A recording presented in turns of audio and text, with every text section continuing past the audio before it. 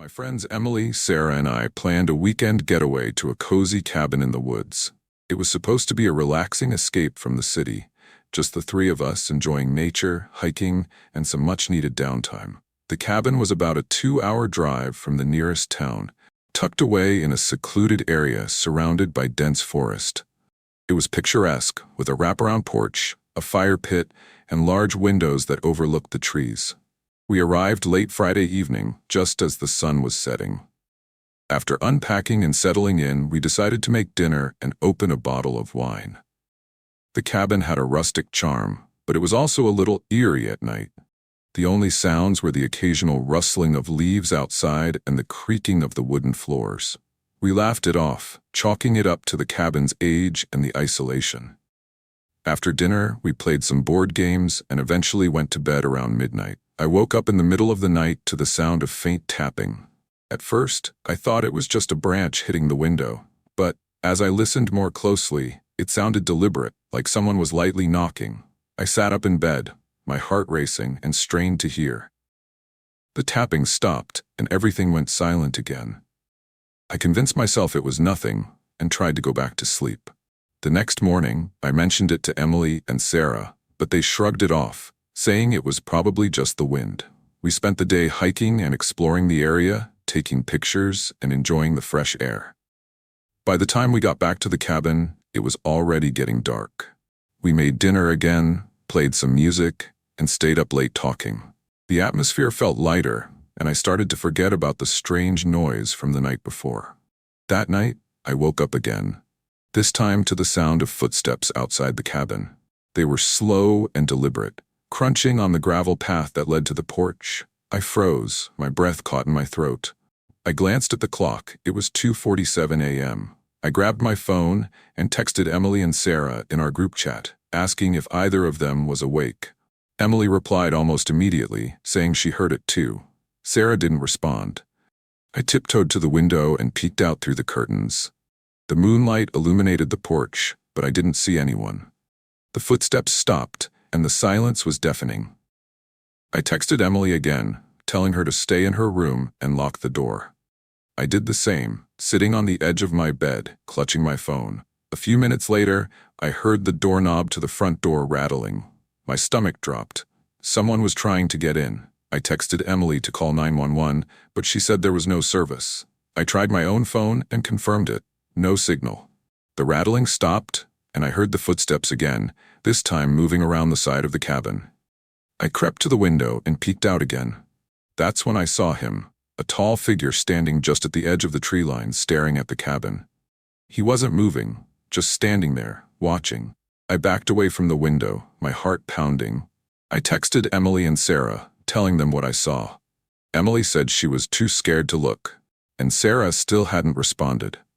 I decided to check on her. I unlocked my door as quietly as I could and tiptoed down the hall to Sarah's room. Her door was slightly ajar. I pushed it open and found her sitting on the bed staring at her phone. She looked up at me, her face pale. "I heard him," she whispered. We decided to wake Emily and stay together in one room. As we were gathering our things, we heard a loud bang on the front door, followed by heavy footsteps on the porch. We ran to Emily's room, locked the door, and pushed the dresser in front of it. The banging continued, growing louder and more frantic. We huddled together, trying to stay quiet, hoping whoever it was would give up and leave. After what felt like an eternity, the banging stopped. We didn't hear any more footsteps, but we were too scared to move. None of us slept that night. When the sun finally rose, we cautiously ventured out of the room. The front door was wide open, and the living room was a mess. Furniture was overturned, and the contents of our bags were scattered across the floor. Whoever had been there was gone now, but the sense of violation lingered. We packed up as quickly as we could and left the cabin, vowing never to return. To this day, we don't know who it was or what they wanted, but the memory of that night still haunts me. When I was a kid, my grandmother always told me that the scariest things in life weren't monsters or ghosts, but the things that hide in plain sight. I never really understood what she meant until years later, when I experienced something I still can't explain. It happened a few years ago during a particularly rough patch in my life. I had just gone through a bad breakup, and I needed to get away from everything. My uncle owned a small cabin deep in the woods of northern Michigan, and he offered to let me stay there for a week to clear my head. It was isolated, quiet, and surrounded by miles of dense forest, exactly what I thought I needed. The cabin was small but cozy, with a single bedroom, a tiny kitchen, and a living room with a wood-burning stove. There was no Wi-Fi, no cell service, and the nearest neighbor was about 2 miles away. I brought my dog Max with me for company, along with a stack of books, some food, and a few bottles of whiskey. I figured I'd spend the week reading, hiking, and just trying to forget about everything. The first couple of days were uneventful. I spent my mornings hiking the trails around the cabin and my evenings sitting by the fire with Max at my feet. The woods were eerily quiet, but I found the solitude comforting. At night, I'd hear the occasional rustle of leaves or the distant hoot of an owl, but nothing out of the ordinary. On the third night, though, things started to feel off. I was sitting in the living room reading when Max suddenly perked up and started growling. His eyes were fixed on the front door, and the fur on his back was standing on end. I tried to calm him down, but he wouldn't stop growling. Then I heard it, a faint scratching sound, like nails scraping against wood. It was coming from the other side of the door. I froze, my heart pounding. The cabin was in the middle of nowhere, and I hadn't seen another person since I arrived. I grabbed the fire poker from the hearth and slowly approached the door. Max was right beside me, his growls low and steady. I opened the door a crack and shone my flashlight outside, but there was nothing there, just the empty porch and the dark woods beyond. I told myself it was probably just a raccoon or some other animal and went back inside, but I couldn't shake the feeling that something wasn't right.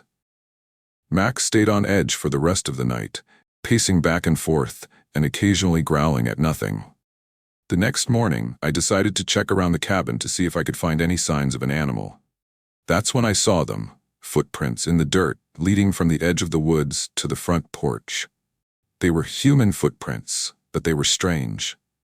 The toes were long and thin, almost claw-like, and the stride was unnaturally long, as if whoever or whatever had made them was much taller than a normal person. I felt a chill run down my spine, but I tried to convince myself it was just my imagination. Maybe the footprints were distorted by the rain, or maybe they were old and had been stretched out somehow. I spent the rest of the day trying to distract myself, but I couldn't shake the feeling that I was being watched. That night, I was lying in bed with Max curled up at my feet when I heard it again, the scratching sound. This time, it was coming from the window. I sat up, my heart racing, and listened. The scratching was slow and deliberate, like someone, or something, was dragging their nails across the glass. Max started growling again, and I could see his eyes fixed on the window. I didn't want to look, but I couldn't help myself. I turned my head slowly and saw a shadowy figure standing just outside the window. It was tall, much taller than any person I'd ever seen, and its face was pressed against the glass. Its eyes were wide and unblinking, and its mouth was stretched into a grotesque grin. I couldn't make out any other details, but the sight of it was enough to make my blood run cold. I grabbed Max and bolted for the living room, locking the bedroom door behind me. I didn't sleep at all that night. I sat in the living room with the fire poker in one hand and a flashlight in the other, jumping at every little sound. Max stayed close to me, his ears perked up and his body tense. When morning finally came, I packed up my things and left the cabin as fast as I could. I didn't bother cleaning up or leaving a note for my uncle. I just wanted to get out of there. As I drove away, I glanced in the rearview mirror and thought I saw something standing at the edge of the woods, watching me. But when I looked again, it was gone. To this day, I don't know what I saw, or if I even saw anything at all. Maybe it was just my imagination, fueled by the isolation and the stress I was under. But sometimes, late at night, I'll hear a faint scratching sound at my window, and I'll remember that face pressed against the glass, and I'll wonder if it followed me home. My family owns a cabin in the Adirondacks that we usually visit during the fall and winter months. It's tucked away deep in the woods, with the nearest neighbor being about a mile down the dirt road. The cabin itself is cozy, with 2 floors and a small attic that we use for storage. There's also a detached garage where we keep tools, firewood, and some old camping gear. The property is surrounded by dense forest, and at night, it gets so dark that you can barely see your hand in front of your face without a flashlight. One weekend, I decided to take my friend Alex up to the cabin for a quiet getaway. We planned to spend a couple of days hiking, cooking, and just relaxing by the fireplace. We arrived late in the afternoon, and after unpacking, we decided to take a short walk around the property before it got dark. The air was crisp, and the forest was eerily quiet, except for the occasional rustle of leaves in the wind.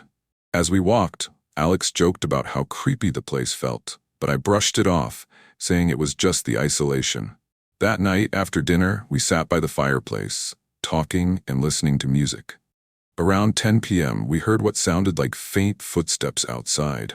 At first, I thought it might be an animal, but the sound was too deliberate, like someone walking slowly through the leaves. Alex muted the music, and we both sat in silence, listening.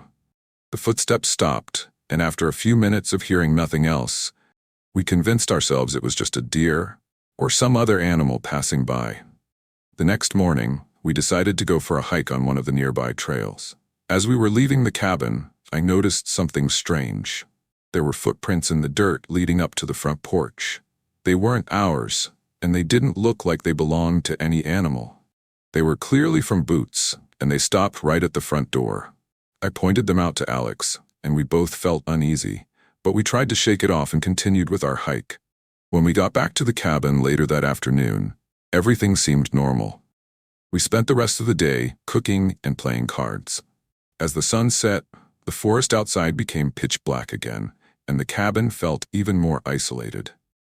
Around 9 p.m., we heard a loud thud coming from the garage. It sounded like something heavy had fallen.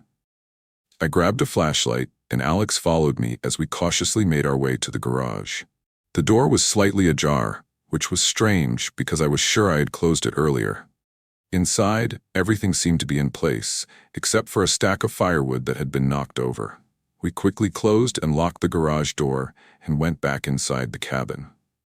Later that night, I woke up to the sound of faint tapping on one of the windows downstairs. I froze, listening intently. The tapping continued, slow and deliberate, like someone was trying to get our attention. I quietly got out of bed and peeked out the window of my room, but I couldn't see anything in the darkness. I woke Alex, and we both crept downstairs to check the windows. The tapping had stopped, but as we looked around, we noticed something chilling. There were smudges on the glass, like someone had been pressing their hands against the window. We decided to stay up for the rest of the night, too scared to go back to sleep. Around 3 a.m., we heard a loud bang on the front door, followed by the sound of footsteps running away. I grabbed a kitchen knife, and Alex grabbed a heavy flashlight. We opened the door cautiously, but there was no one there. The only thing we found was a small pile of rocks stacked neatly on the porch, which hadn't been there before. At first light, we packed up our things and left the cabin. On the way out, we noticed more boot prints in the dirt, leading from the woods to the cabin and then back into the trees. We didn't see anyone on the drive back, but the whole experience left us shaken. To this day, I have no idea who or what was out there that weekend, but I haven't been back to the cabin since.